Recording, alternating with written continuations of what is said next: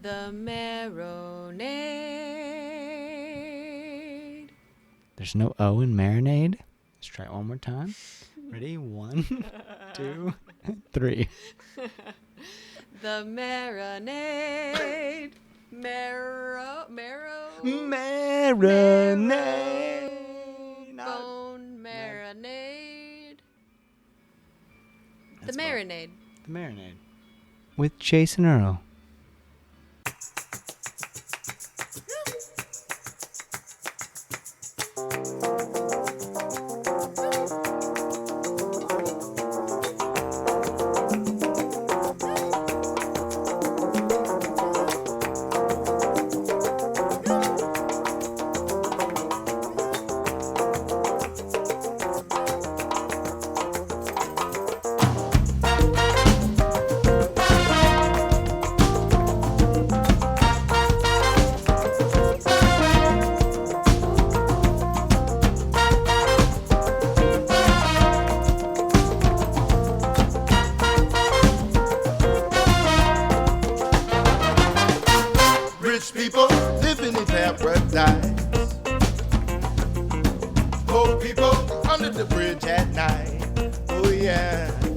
Welcome to The Marinade with Jason Earle, a free-flowing conversation about the creative process with creative people.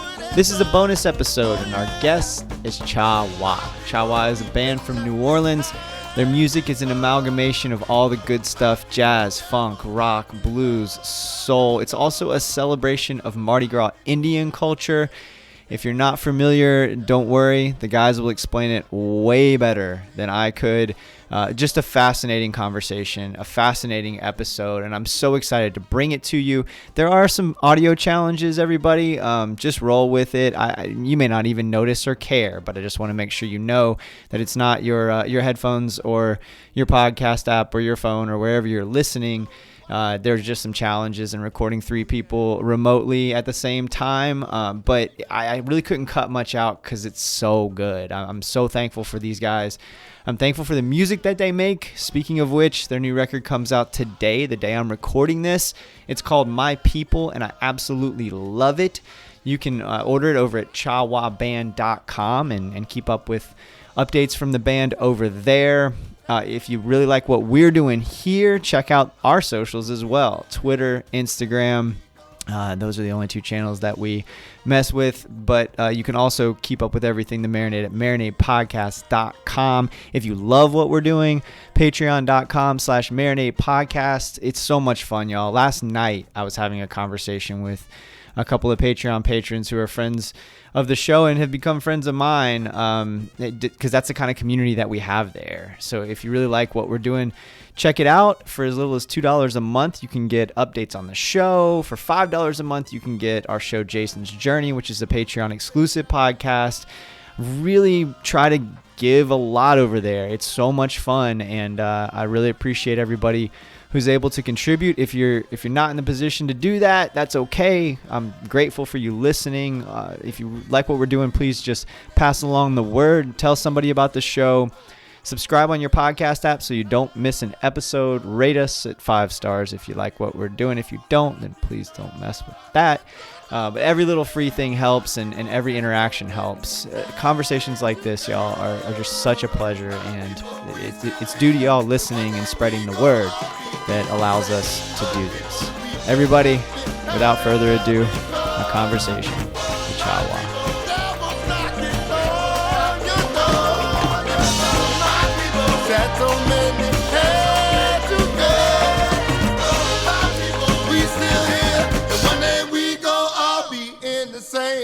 Right. What's up, everybody? Hey, how you doing? Doing well. How are you? All right. I think everybody else should be connecting. Yeah, I see him in the waiting room, letting him in now. I got Aurelian, I got Joseph, and I got Joe. What's up, guys? Thank y'all so much for being here. Yeah. Thanks for having me. Let me make sure I got my audio right. We don't usually do 3, but I'm excited that you all wanted to be a part of it.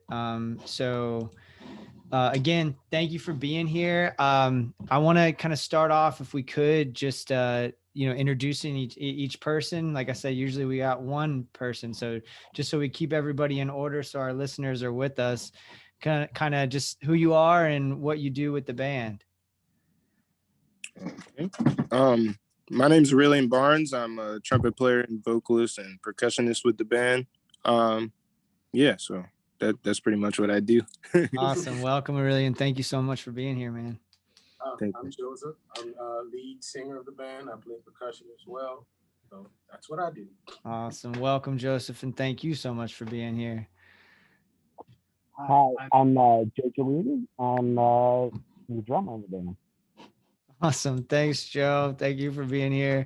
Thank you guys so much. I have so much I want to talk to you about. And so I think the best way to do it is I just kind of come at you with questions and things to talk about. And then whoever feels like they're best suited to answer, jump in there. And I may have some pointed questions for some folks too. But I kind of like to start just like for context for folks listening and from my own learning. I pretty much know what I know about Mardi Gras Indian culture from the show Treme. And I have tried to educate myself more, but there just ain't a lot of stuff out there that I've been able to find. I try to find like documentaries and books and, anything I could find. And I felt like I kept running up against brick walls trying to research the history and so forth. So I know the basics, but I was just wondering if you guys could just talk a little bit about such a fascinating part of New Orleans culture.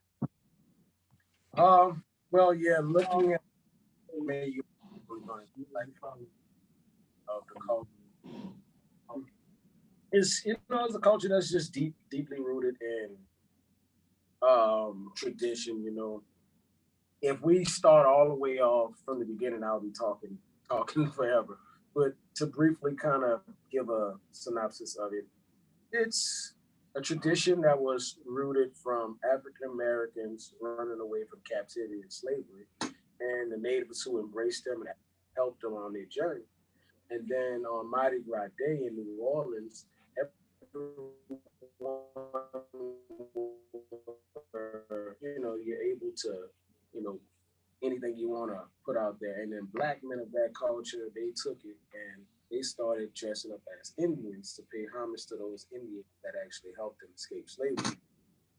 So the culture actually was built from there, and it grew and grew and grew over a couple hundred years to what you see now on your Treme and stuff like that. So the TV show gives a good visual, but it's not complete. It's like only about 10% of the actual culture. Yeah, that's what I figured, and that's why I was kind of stifled when I was trying to learn more. And maybe that's just how it is, right? Maybe it's just one of those insular kind of things, and so that's it had to be kept secret. Okay. Now some of the accurate history of it is not actually written because it had to be a secret back those days because Black men were in fear of being sent off to reservations. So couldn't identify as being an Indian. You couldn't even tell that you're practicing masking Indian. So even sometimes people in your family wouldn't even know. It was that secretive. So that's why the language is still secret and some of the hand gestures are secret because it comes from that, from being forced into secrecy. And it went on, till once we actually had the freedom to be able to express ourselves, it was still kept secret due to the people who went through so much to keep it secret. We still pay respect to those people as well. So that's probably why you won't really find a lot of, written down documents about the culture because of that reason. We were forced to. And can you just, so like, it's interesting to me as I was reading all of your bios and kind of trying to figure out a little bit about each of you, you all kind of seem to come from different worlds. So Joseph, you grew up in the Mardi Gras Indian culture. Your father was the chief of the Golden Eagles. It's been a huge part of your life, your whole life, right? Yeah, he actually still is. Sorry. Yeah, is the chief of the Golden Eagles. Yeah, don't get that twisted, right? And so you grew up in that culture. Joe, I don't want to, assume anything, but I'm guessing you didn't grow up necessarily in that culture from what I can gather. And Aurelian, you seem to have come from a different world as well, if I'm not mistaken. Can you guys talk about like how those cultures come together in the band and sort of how you're able to continue to pay homage to, the Mardi Gras Indian culture. And then of course the Native Americans who helped enslaved African Americans escape to slave African Americans. And like how this works. It's so beautiful that you come from these different places and it comes out in these gorgeous songs.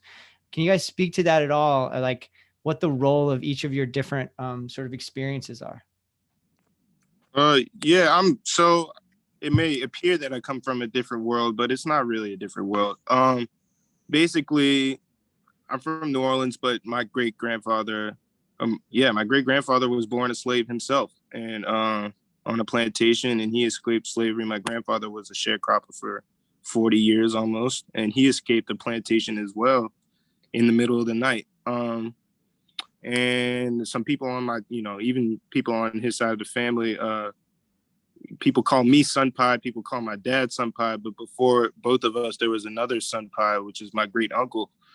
And he actually went to go live with Natchez Indians himself as a part of that process. And so he was taken in by those people and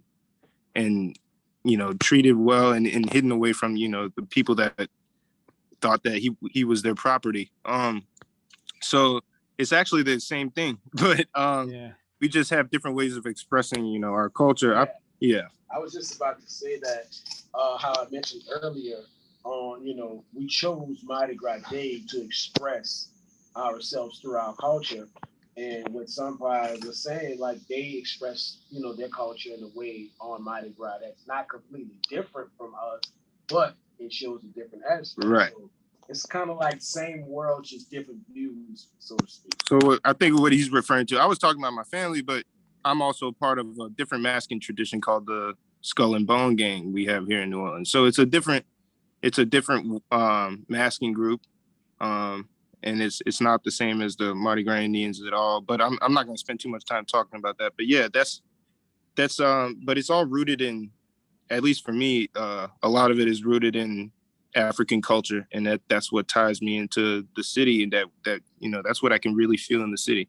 On top of that, my mom is from France, and her family is all from Spain, and so I have some of the European culture that that has come into the city and kind of created, not created, but has been part of the creation of what we have here today with the architecture and different kinds of the language, and even Creole language that is part of sometimes, like with some of the words that Mardi Gras Indian stuff is that Mardi Gras Indian say is based off of the old Creole language. So that's a part of my history as well. You mentioned Aurelian, you mentioned your own masking culture, and keep correcting me if I fuck things up with the language and stuff. All right. And keep educating me, please. But you said you didn't want to say too much about it. Is that because there's a more secretive level? No, to it, I figured that if we started talking about the Skull and Bone Gang, we wouldn't get to the Indians, which is. But yeah, it's just a different masking culture. We come out and basically we dress up as skeletons. We make these suits ourselves. Also, they don't take as long as the Mardi Gras Indian suits. They're not nearly as elaborate or anything like that. But we make these skeleton suits, and we come out essentially to wake up everybody in the neighborhood. We will go inside people's houses and wake up little kids and scare them. And basically the idea is that we want to stray people away from danger. So kids that, and parents in the neighborhood know this. If they have a bad kid that they think might get into trouble, they'd be like, bring the Bone Gang over here, come wake them up and scare them. And it's so that you can be aware that death is always around the corner if you don't live your life in a way that will avoid that. So basically that's the idea behind that. Oh, I love that. That's really interesting. Earlier we were talking and the idea of language came up. I think Aurelian, you mentioned it. And that's one of the things that I find so fascinating about New Orleans. I mean, for outsiders, New Orleans is wildly fascinating. Most of my experiences there were like in my 20s, me being an idiot. So I haven't had a chance to really immerse myself in the culture in any meaningful way. And I'm anxious to get back someday and actually act like an adult or half adult there, and learn more. But the thing that certainly is something that people far and wide know about New Orleans is the fact that language plays such a big role, and there are so many different languages milling about and mixing. You all use some of the Mardi Gras Indian language in your songs. There's English. There's just like this mix of language in general. And I wonder how conscious you are of those lyrical choices and where those decision points happen. Absolutely. Out of the language, like we were saying, comes from a mixture, actually, from a mixture of Creole, some Haitian influence, and over the years, it kind of morphed into its own language, so to speak, with that mixture. So, and some of it actually is slang, and certain Indians and Indian tribes will know these things, and some of them, won't speak them until they learn it. So, because it's still a secretive language that you have to study. You have to really sit down and study it. But the only way you can study it is through a big chief. There's no books that you can go sit down and read and pull it up on the internet. The only way to get this knowledge is to sit down and learn it from an elder. So it's still kind of taken to a traditional stand. So your dad's the big chief. Was it like Sunday lessons in the language, or was it constantly being spoken? Like, what did that look like? Operates a little different. My dad, who was my chief, he was one of those guys that you had to prove to him that you was willing to do the work. So if you can sit down and come to him, and he was all about sitting down and sewing and talking and teaching, and he wouldn't sit down and teach and talk unless you were sewing. So that was his way of showing that you really wanted these lessons. So you have to put in the work in order to get the knowledge. Did you have that work ethic at a young age, Joseph, or because I mean, I know as a kid it was instilled in me at a young age, but I'm gonna be honest, like most young kids, once I turned to my teenage years, I kind of ventured and my mind explored and learned other things, and it kind of took me away a little bit. And then by the time I graduated and I was going on to college, I got regained my interest back and my love and of the culture, and it kind of put me deeper into the culture after that. So I guess I kind of went through the motions from being a kid to a teen to an adult, all growing up within the culture. Man, there's such a universality to that story. Even though it may seem like this completely out of this world thing, a lot of things in New Orleans do to those of us who aren't there. But like, what a universal story there, right? Is that idea of like maybe not totally appreciating your culture the way that you wish you would have as a kid, and then getting away and being like, oh shit. As a kid, it's just that the work ethic part of it. As a kid, you try to find an easy way to do things so you can get back to doing other things. With this culture, there is no easy way.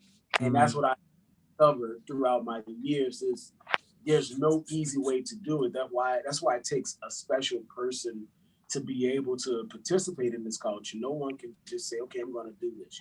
It's not a hobby. That's the thing. Like it really takes a lot of dedication, a lot of passion, a lot of perseverance. It takes a lot in order to participate in this culture. And the only way you can gain that is if it's in you. And as a kid, you have to sit down and do the work. And most kids, they won't do that work, and it was hard, but I got through it. And luckily enough, I had a chief who, he was a great teacher, although he had to pull it out of him. But when he showed you these lessons, they last forever. I'm so grateful for all the things that he taught me over the years, because I'm self-sufficient now. And it's all because of those lessons and all those things that taught me. That's great. Let's talk about the music. You all have a new record, My People, coming out. There's so many standouts on it. The title track, for example, is a standout. That song Uptown really gets me moving. I like Second Line Girl a lot. Y'all chose to cover Masters of War, which is I would really like to hear about. And it turns out wonderfully. Can we talk about the choices on the record? Like, what does the creative process look like for you all as a band? Are you bringing songs to each other? Is there a primary songwriter? Like, what does that creative process look like? Yeah, I'd say everybody brings something. Everybody in the band brings something to the table, and then we all get together and then we put it together. Sometimes it works in teams. Sometimes it's more individual thing. Our musical director, Ari Title, a lot of times he'll write a song and bring it to us, and then we'll all get together and learn it. And then it may not sound anything like it did when he first brought it to us, but that's the collective creative process. For the title track, My People, our keyboardist Andrew Yanofsky and I just got together one day and we're like, hey, let's make a song for Chawa. And we just put it together in like an hour and a half. We just kind of just like got to record and stuff, and then we made a demo, and then that song didn't really change too much after because we had a solid foundation. But then it really depends on the situation. Joe brought to the table Masters of War, and then we it didn't sound, the final product doesn't sound how it did at first, but it was all a creative process of us all working together. So I think that almost pretty much every song that you hear on the record, everybody had their hand in there as some kind of way. Whether it was just a suggestion at practice or whatever. But yeah. So I think everybody's identity is pretty much all over the record. Yeah, for example, like one of the songs about came right. from Yeah. a conversation that me and Aurelian was just having in a hotel about experiences just out on the street for Mardi Gras. Yeah.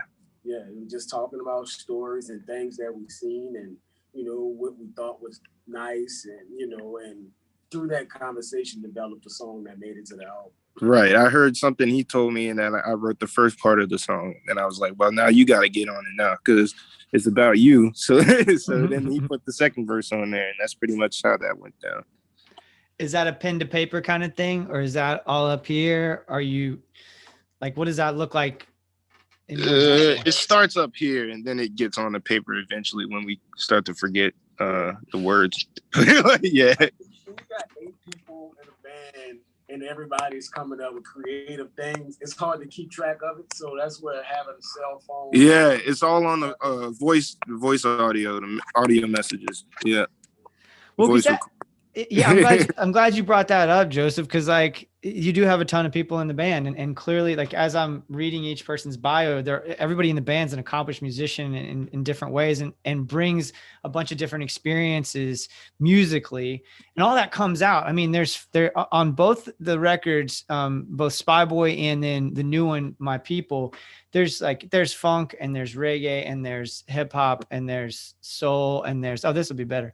Vocal or volume wise, there's everything, right? It spans so many different ways, but it still is rooted in what I would think of when I think of New Orleans music. And so I was kind of interested in like how that comes about and what that looks like, because it shouldn't work necessarily, and it does really well, if that makes any sense. Yeah. That makes sense.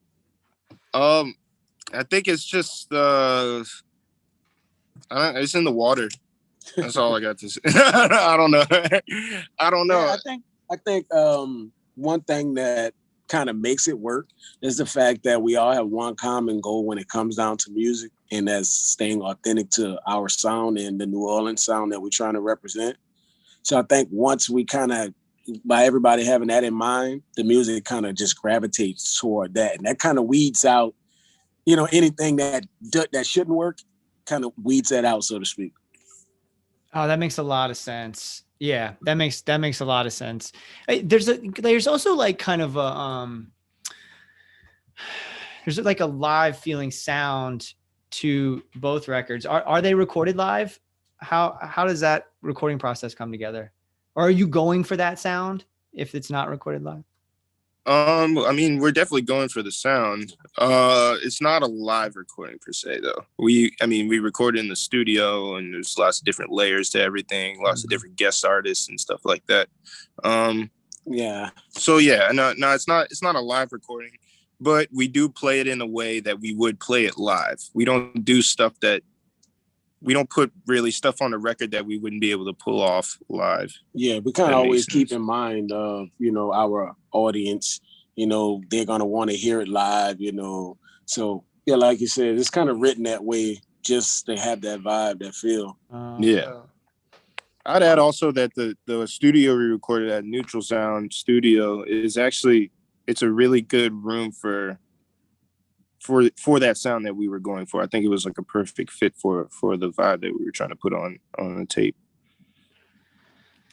There's so kind of circling back away from music specifically and toward the lyrical content and the themes.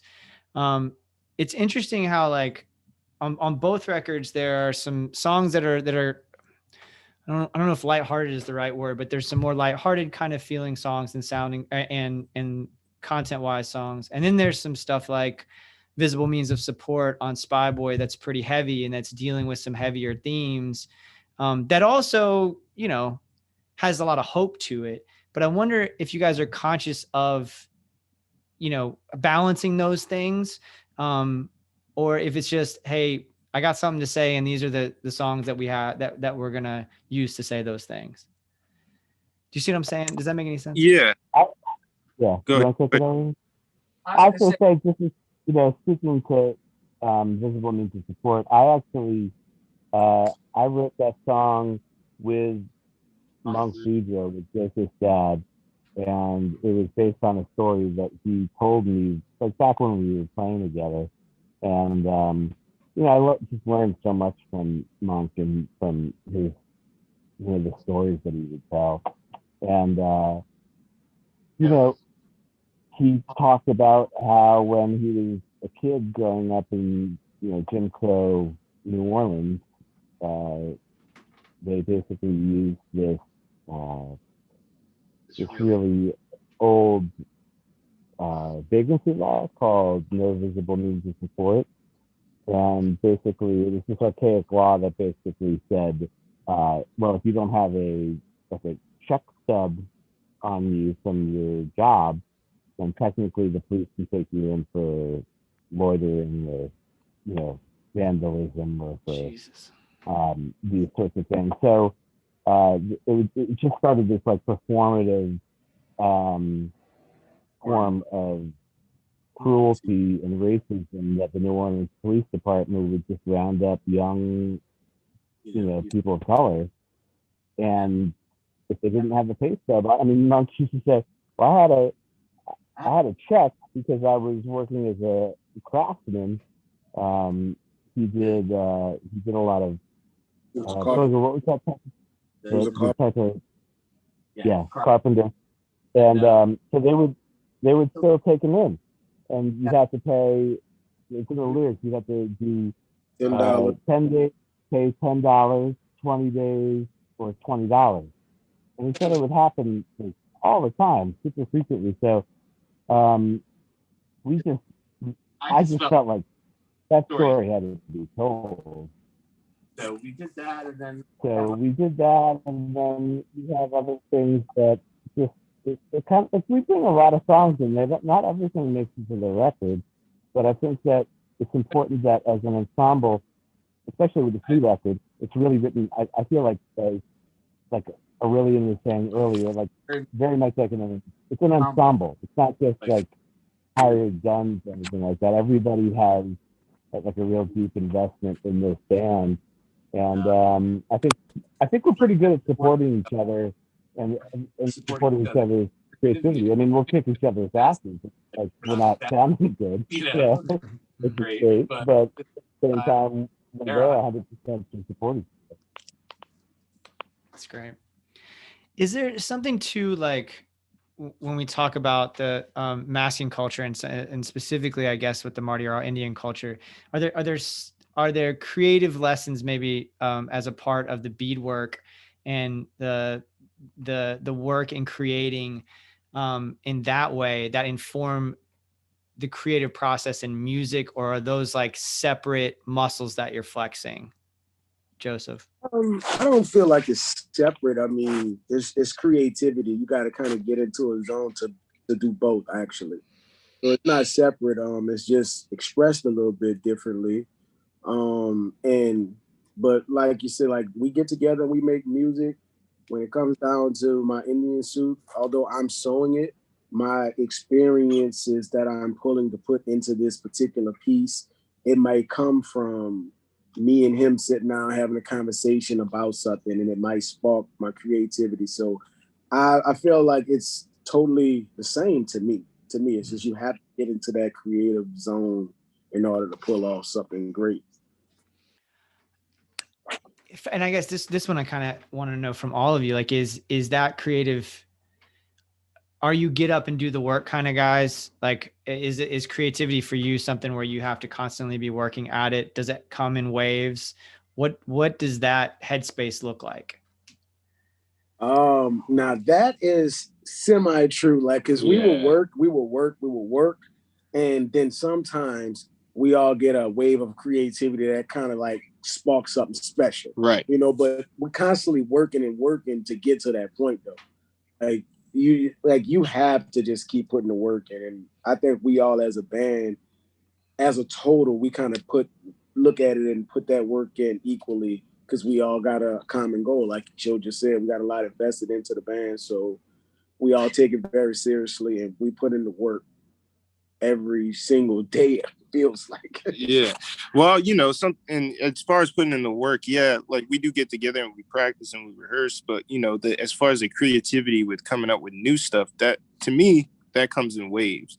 There's sometimes I'll sit down and try to write some music and it ain't happening. Like it's not happening that day. But I'm always eager to try it again because I know that been able to make stuff in the past. I know that collectively as a group, we can always come together and make something.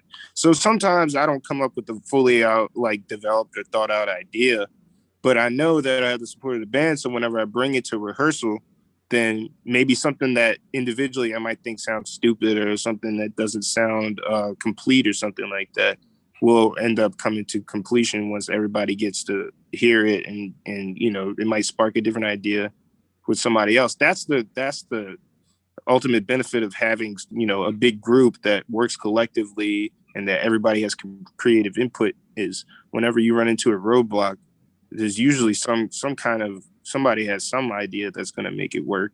And if not, then whatever, and you tried. But more often than not, something will come out of like putting our brains all together. Right.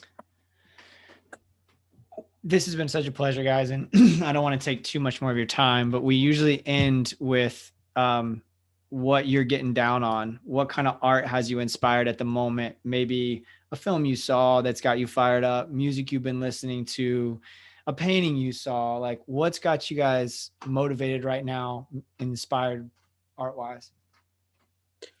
For me, I'm right now currently working on my 2000 Indian suit. And my inspiration for this particular suit is coming just for learning other parts of Native culture. Like in New Orleans, most of our culture that we represent comes from like Choctaw tribes, Native tribes from the area. And more recently, I've been kind of trying to branch out and learn about other tribes in different territories and stuff like that, learning about all the artistic techniques. So I've been being influenced by a lot of different artistic techniques from other Native tribes. I'll say for myself, I've been just listening to a lot of West African music. Stuff from Mali, stuff from Senegal. I've been listening to a lot of Fela Kuti, which I always have listened to him, but sometimes I have to go back and just re-explore some of those grooves. that's really what has me inspired right now, is the ability to come up with a groove that can be the same thing for like 15 or 20 minutes, but you're never not entertained by it, or you can really feel it the whole time, like creating a pulse kind of for music. That's where I'm at right now. Awesome. Right.